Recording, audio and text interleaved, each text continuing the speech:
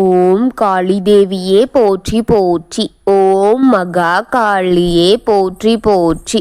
ஓம் பைரவ காளியே போற்றி போற்றி. என் அன்பு குழந்தையே, இந்த மங்களகரமான தினத்தில் உனது பிரச்சனைகளை எல்லாம் போக்கி நீ கேட்ட வரங்களை எல்லாம் உனக்கு அள்ளி கொடுக்க வேண்டும் என்ற எண்ணத்தில் உன் தாய் காளி தேவி உன்னை தேடி வந்திருக்கின்றேன் என் தங்கமே.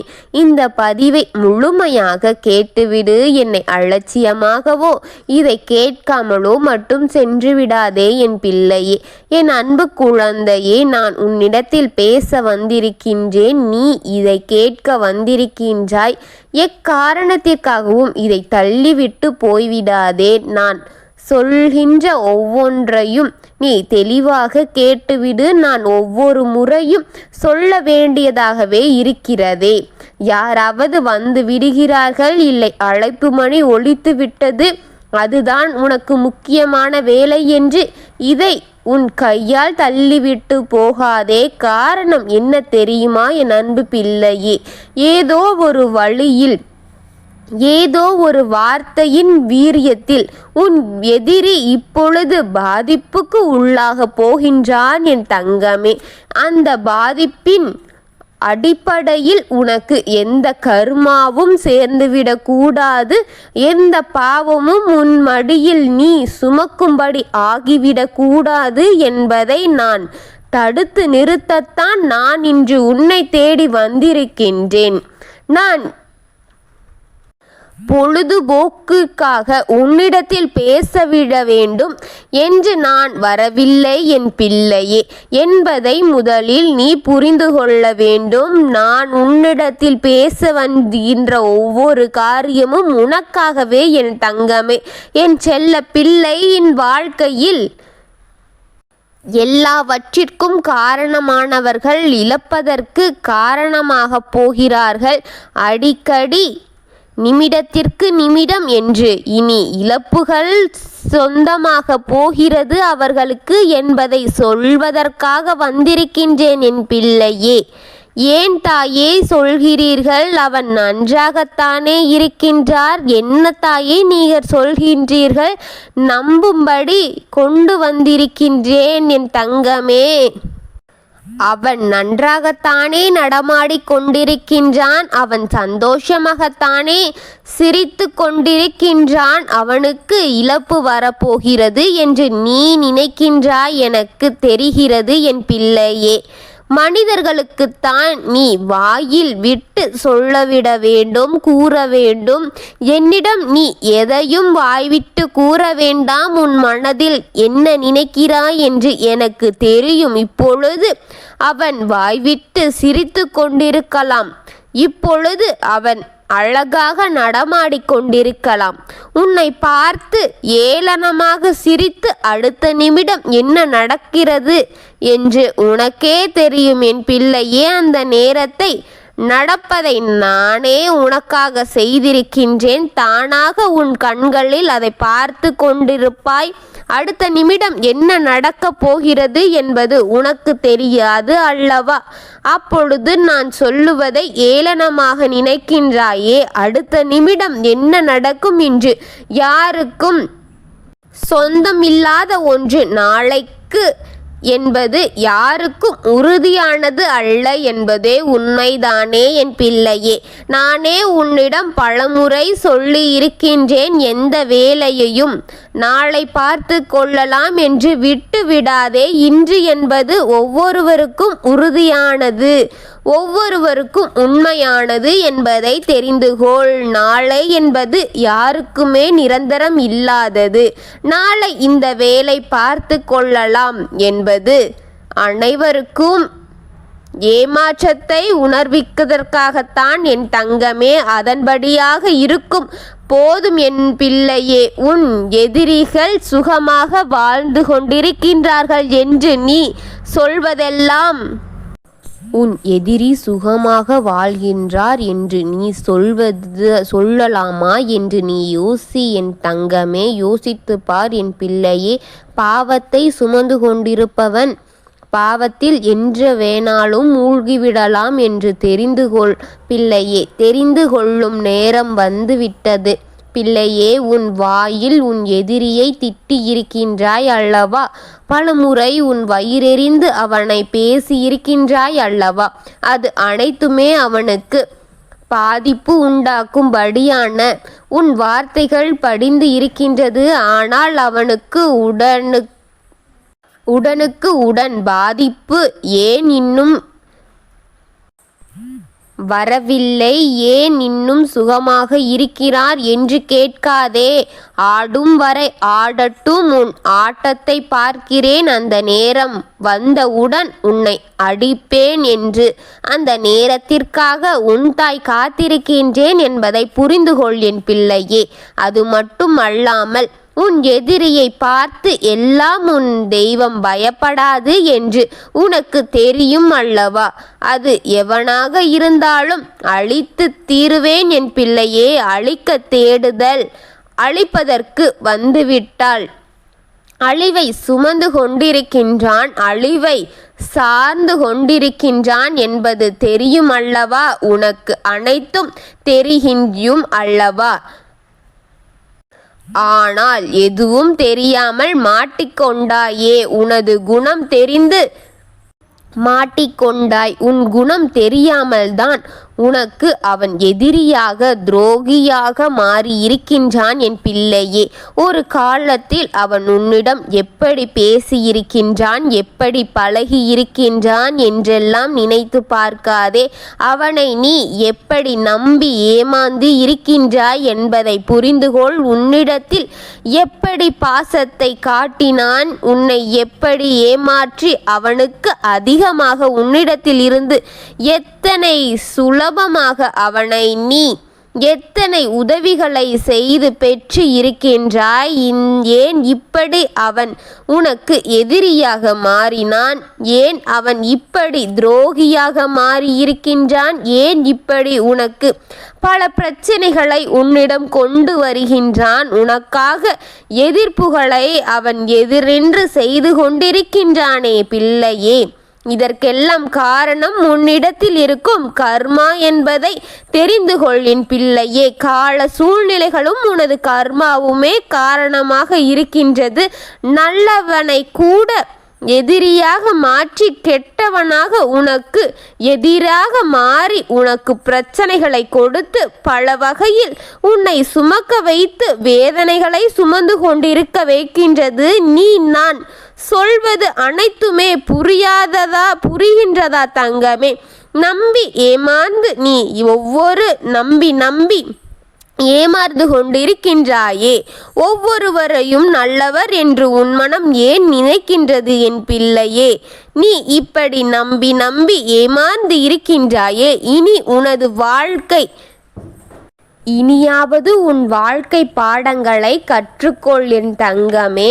அனைத்தையும் கற்றுக்கொண்டு யார் நல்லவர் கெட்டவர் என்று புரிந்து வாழ் என் தங்கமே.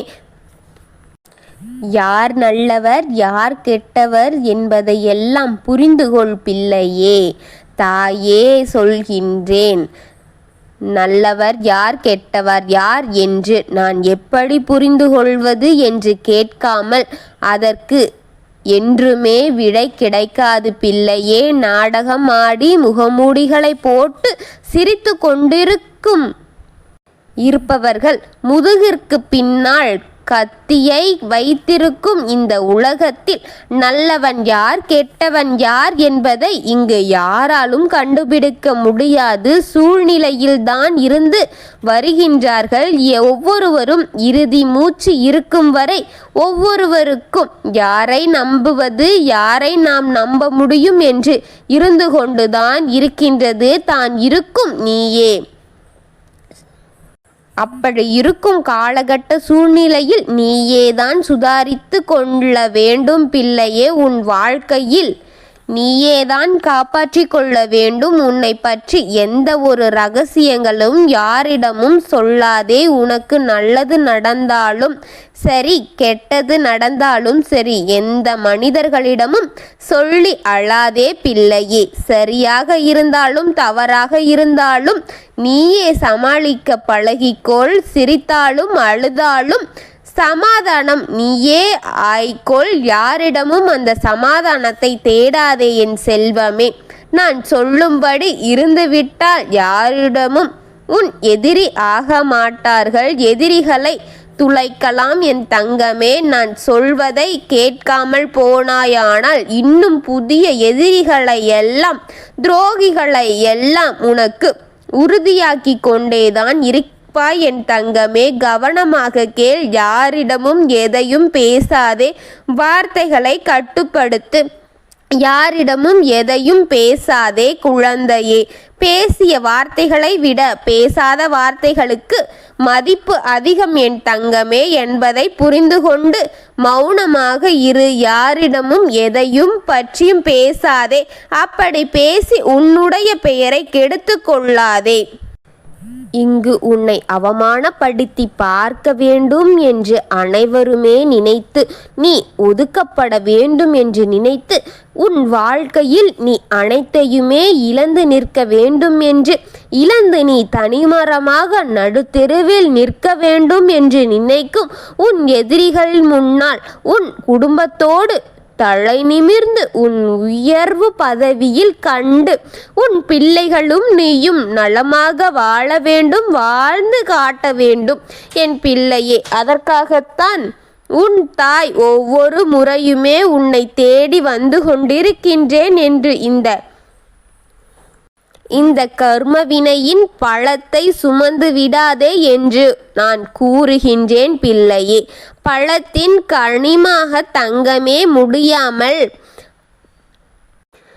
பாவத்தின் கணம் தாங்க முடியாமல் பாவத்தில் மூழ்கி அடித்து போவது உன் எதிரிகள் தான் என் தங்கமே. உன் எதிரிகளுக்கு இந்த தண்டனை கிடைக்கப் போகின்றது.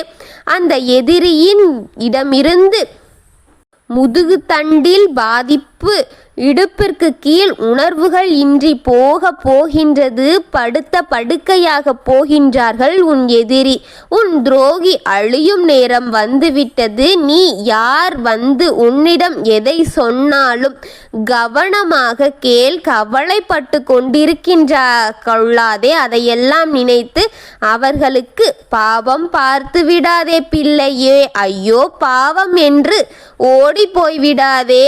அவன் செய்த அனைத்துமே நினைவில் வைத்து கொண்டு அனைத்தையும் தேடி போகாதே. மீறி அவனை தேடி போனாயானால் நீ சொன்ன வார்த்தைகளும் நீ விட்ட பாவங்களின் பலனும் அவனுக்கு பாதித்து இருக்கின்றது. அதை அனைத்தையும் நீயே தேடி சென்றாயானால் உனக்கே திரும்பிவிடும். இதையெல்லாம் நினைவில் வைத்துக்கொள். வார்த்தைகள் உன்னால் பாதிக்கப்பட்டுவிடும், உன்மேல் பாதிக்கப்பட்டுவிடும். பாவம் எல்லாம் உனக்கு திரும்பி சேர்ந்துவிடும் என்பதை எல்லாம் தெரிந்து கொள் என் குழந்தையே. எல்லாம் தடுத்து நிறுத்த வந்த உன் அன்னையின் வாக்கை கேட்காமல் போய்விடாதே. இத்தனை தட்டி விட்டு சென்று விடாதே. பழத்தை சுமந்து கொண்டிருக்கின்றாய் என்பதை மறந்து விடாதே பிள்ளையே. தெய்வ வாக்கை கொடுக்க வந்திருக்கின்றேன். என்னை அலட்சியப்படுத்தி விடாதே. உன் அன்னையை மறந்து விடாதே. என்னை அவமானப்படுத்தி விடாதே பிள்ளையே. நான் சொல்வதை கவனமாக கேள். உன்னுடைய ஒவ்வொரு எதிரிகளையும் ஒவ்வொரு துரோகிகளையும் நான் பார்த்து கொண்டுதான் இருக்கின்றேன். அவர்கள் அனைவரும் உன் கண்முன் அழிய போகின்றார்கள். வெகு நாட்கள் இல்லை, மிக குறுகிய நாட்கள் எல்லாம் இது நடக்க போகின்றது. இது நிச்சயமாக நடக்கும் என் பிள்ளையே. உன் எதிரிகள் உன் கண்முன்னே அழிவார்கள் என் தங்கமே. உன் வாழ்க்கை உயரும் என் பிள்ளையே. நீ நிம்மதியாக வாழும் நேரம் வந்துவிட்டது. அவனின் பாவம் அவனையே கொல்லும் நேரம் வந்துவிட்டது தங்கமே. எந்த பாவம் செய்யாத நீ, எந்த பழியும் செய்யாத நீ வேண்டும் என்பதை மறந்துவிட்டு சென்று விடாதே என் பிள்ளையே. என் வாழ்க்கை ஜெயம் பெறட்டும், உன் வாழ்க்கை ஜெயம் பெறட்டும் நேரம் இது என் தங்கமே. உன் வாழ்க்கையில் நீ ஜெயிக்கப் போகின்ற நேரம் இது பிள்ளையே. உன் வாழ்க்கையை உயரும் நேரம் இது. எந்த நேரத்தில் இதை கேட்கும் என் அன்பு பிள்ளைக்கு எந்த ஒரு குறையும் இன்றி நான் பார்த்து கொள்வேன். நான் இருக்கின்றேன். உன் வாழ்க்கையில் இழந்ததை கொடுப்பேன். நீ தேடிக்கொண்டிருப்பதையும் கொடுப்பேன். உன் கண்முன் கொண்டு வருவேன் என் பிள்ளையே. இது சத்தியம். இது நடந்தே தீரும். இது இந்த தெய்வத்தின் வாக்கு. உன் தாய் நடத்தி கொடுப்பேன். நல்லதை நினைத்து நல்லதையே செய்து வரும் என் பிள்ளைக்கு எல்லாவற்றையும் நல்ல முடிவுகளாக நல்ல தீர்வுகளாக கொடுத்து உன் வாழ்க்கையை ஜெயம் பெற செய்வது இந்த தாயின் கடமை என்று நன்றாக தெரியும் என் தங்கமே. உனக்கு நடக்கப் போவதும் நடந்து கொண்டிருப்பதும் நடந்து முடிந்ததையும் நான் பார்த்து கொள்கின்றேன். இனி நடக்கப் போவதை அத்தனையும் ஜெயம் பெற செய்வது இந்த தாயின் பொறுப்பு என் தங்கமே. கவலைப்படாமல் கண்களில் இருக்கும் கண்ணீரை எல்லாம் துடைத்து தைரியத்துடன் உன் வாழ்க்கையை வாழ பழகு. நல்லதே நினைத்த உனக்கு நல்லதை நடத்தி கொடுக்கின்றேன். நான் இருக்கின்றேன். ஓம் காளி தேவியே போற்றி போற்றி. ஓம் மகா காளியே போற்றி போற்றி. ஓம் பத்ரகாளி தாயே போற்றி போற்றி. வாழ்க வளமுடன்.